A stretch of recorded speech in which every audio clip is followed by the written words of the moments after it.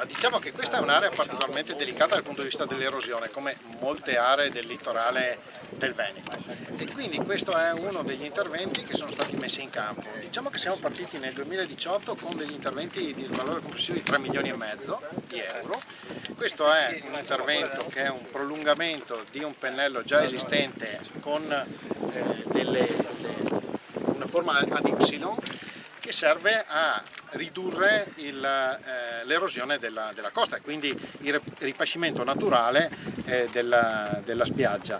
Questo anche in considerazione del fatto che il trasporto solido, che normalmente dovrebbe arrivare dai fiumi, qui siamo fra due fiumi importanti, non viene garantito, nel senso che basta guardare anche adesso, le portate dei fiumi sono molto ridotte, ma anche tutta una serie di interventi sono stati fatti nel passato, hanno ridotto il trasporto solido dei fiumi. Quindi bisogna agire con interventi di difesa costiera come questi, che stanno dando efficacia perché già si è accumulata della sabbia in maniera naturale rispetto a quando sono iniziati i lavori. Questo è un intervento che vale 1.300.000 euro. Ne seguiranno a fine stagione naturalmente altri con dei ripascimenti meccanici, quindi portiamo la sabbia con i camion anche nella zona un po' più a nord per garantire la fruibilità migliore a questo territorio, che ovviamente ha una valenza dal punto di vista turistico particolarmente importante.